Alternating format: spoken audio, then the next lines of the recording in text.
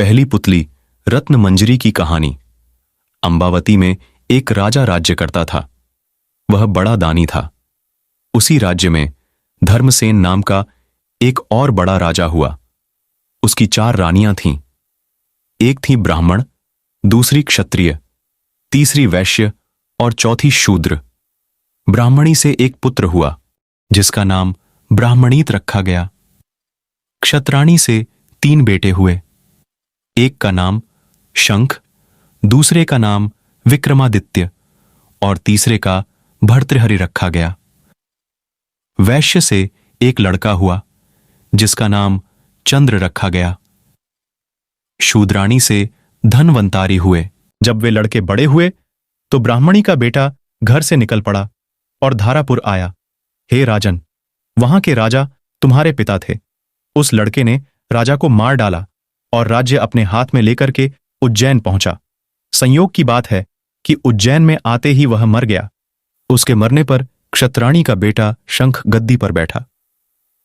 कुछ समय बाद विक्रमादित्य गद्दी पर बैठे। एक दिन राजा विक्रमादित्य को राजा बाहुबल के बारे में पता चला कि जिस गद्दी पर वह बैठे हैं वह राजा बाहुबल की कृपा से है। पंडितों ने सलाह दी कि हे राजन, आपको जग जानता है, लेकिन जब तक राजा बाहुबल आपका राज तिलक नहीं करेंगे तब तक आपका राज्य अचल नहीं होगा।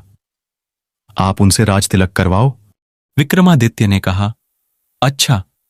और वह अपने ज्ञानी और विश्वसनीय साथी लूतवरण को साथ लेकर वहां गए। बाहुबल ने बड़े आदर से उसका स्वागत किया। 5 दिन बीत गए। लूतवरण ने विक्रमादित्य को सलाह दी कि जब आप विदा लेंगे तब राजा बाहुबल आपसे कुछ मांगने को कहेंगे। राजा के घर में एक सिंहासन है जिसे साक्षात महादेव ने राजा इंद्र को दिया था और बाद में इंद्र ने बाहुबल को दिया। उस सिंहासन में यह गुण है कि जो उस पर बैठेगा वह 7 द्वीप नवखंड पृथ्वी पर राज करेगा। उसमें बहुत से जवाहरात जड़े हैं। उसमें सांचे में ढालकर 32 पुतलियां लगाई गई हैं। हे राजन, तुम उसी सिंहासन को मांग लेना। अगले दिन जब विक्रमादित्य विदा लेने गए तो उसने वही सिंहासन मांग लिया।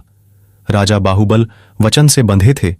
बाहुबल ने विक्रमादित्य को उस पर बिठाकर राज तिलक किया और बड़े प्रेम से विदा किया।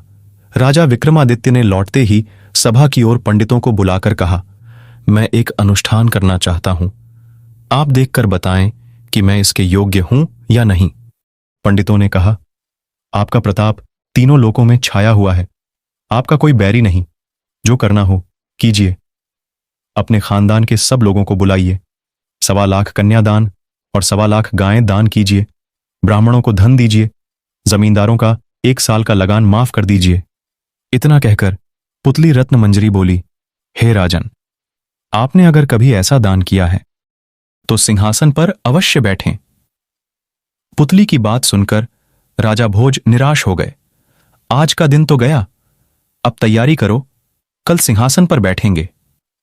इस तरह सिंहासन 32 की पहली पुतली ने राजा भोज को नहीं बैठने दिया और अगले दिन दूसरी पुतली चित्रलेखा ने सुनाई राजा विक्रमादित्य की कहानी।